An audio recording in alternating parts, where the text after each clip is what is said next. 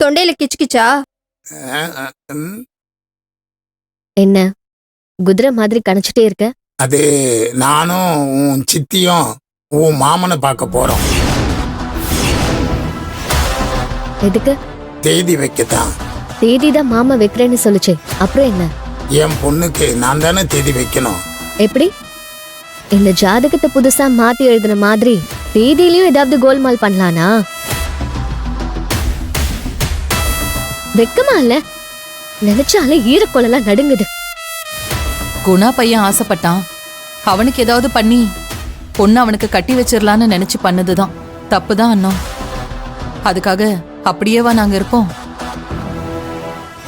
ஆமாம்மா, நான் கூட தான் நிறைய தப்பு பண்ணேன். ஜெயிலுக்கு போயிட்டு வந்துட்டு திருந்தலையா? யாரு நீ?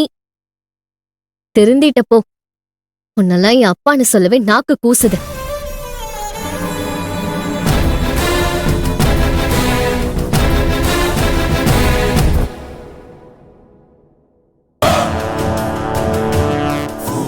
என்ன இருந்தாலும் நீ என் மூத்த பொண்ணுமா. மாமன்னு சின்ன வயசுலயே சொல்லுவேன். அதான் உன் மேல எனக்கு வெறுப்புமா. பத்தாததுக்கு அவன் கேஸ போட்டு ஜெயிலுக்கு வேற அனுப்புனான். அதனால உன் மேல பாசம் இல்லாமலாம் இல்ல. நடந்ததை நினைச்சா எனக்கு அசிங்கமா தான் இருக்கு. உன் மூஞ்சில முழிக்க முடியாம தான் 2 பேரும் தவியா தவிச்சோம்.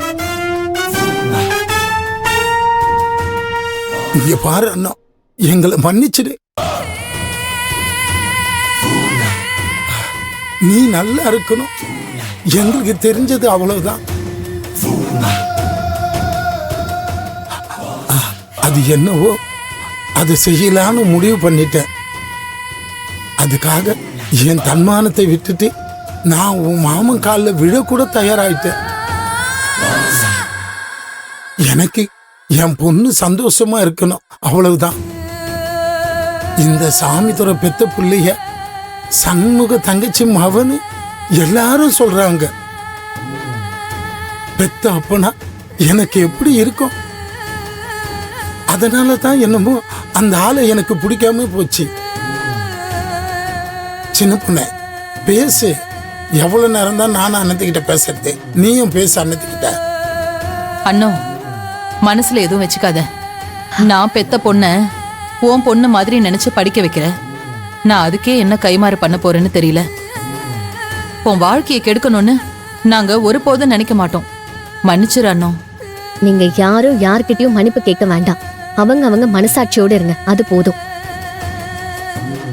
இப்பவும் நீங்க அங்க போறது என்ன திட்டம்னு எனக்கு தெரியல. என்ன திட்டமானாலும் அது உங்களை தான் திருப்பி அடிக்கும். என்ன ஒண்ணும் பண்ணாது. ஏன்னா நான் தாயில்லா புள்ள. தாயில்லா புள்ளைக்கு சாமி தொண்டன்னு சொல்லுவாங்க. பாத்துக்கங்க. இப்போ நாங்க போகவா இல்ல வேணாவா? உண்மையிலேயே என் மேல அக்கறை இருக்குன்னா போங்க. இல்ல வேற ஏதாவது பிளானிங் இருக்குதுன்னா போகாதீங்க. அது உங்க விருப்பம். அம்மா, உங்க அம்மா மேல சத்தியமா நாங்க போக தான் போறோம். சரி, போயிட்டு வாங்க. தேதி தள்ளி போடுற திட்டம் எதுவும் இல்லையே? உன் மாமா வச்ச தேதியை கேட்டு அதுல நம்ம வச்ச தேதியை எதுன்னு சொல்ல போறோம். அப்பதான் உன் மாமனுக்கும் நான் பொறுப்பா இருக்கிறேன்னு என் மேல ஒரு மரியாதை வரும். சரி. சரிம்மா, நாங்க போயிட்டு வந்துடுறோம். வா.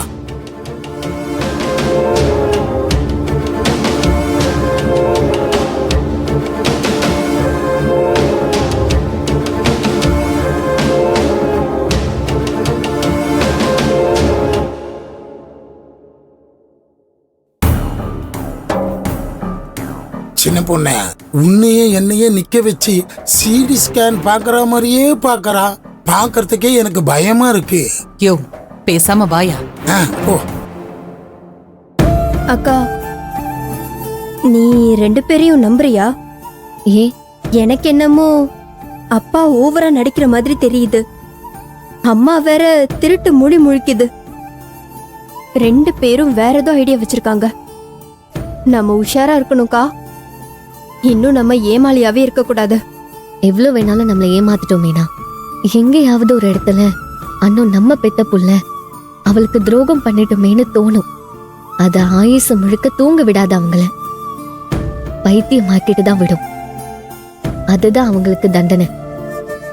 என்ன ஏமாத்தலாம், ஆனா என் மாமனை ஏமாத்த முடியாது. போட்டும் பார்க்கலாம். படி. சரிக்கா.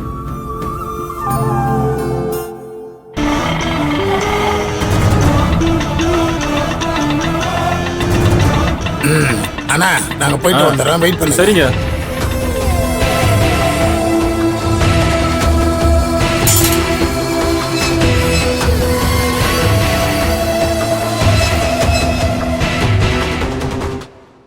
சின்ன பொண்ணு, நாம நினைச்சது நடக்கணும்னா கொஞ்ச நாளைக்கு வாயை அடக்கிட்டு தான் இருக்கணும்.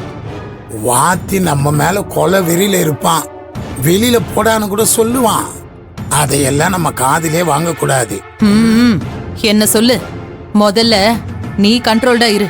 கிளம்பும் போதே வாயில எதையும் வைக்காம வான்னு சொன்ன, கேட்டியா நீ?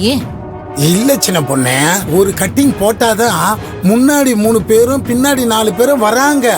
எங்க? ஐயோ, அதெல்லாம் போட்டவனுக்கு தான் தெரியும், உனக்கு தெரியாது. வா. சரி வாயா.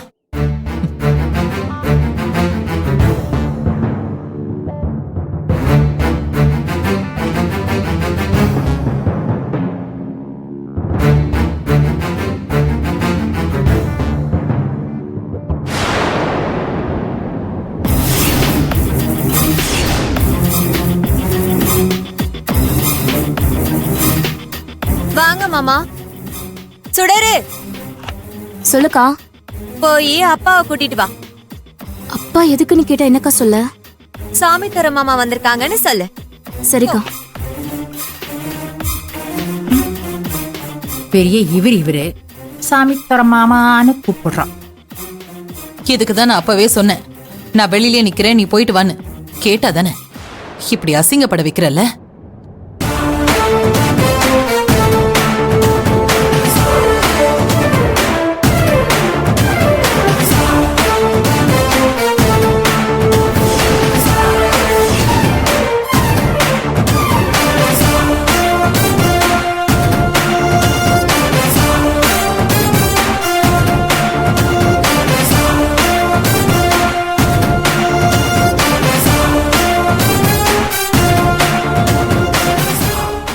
வீட்டுக்கு வந்த விருந்தாளியை நிக்க வச்சு பேசுறது நாகரிகம் இல்லை.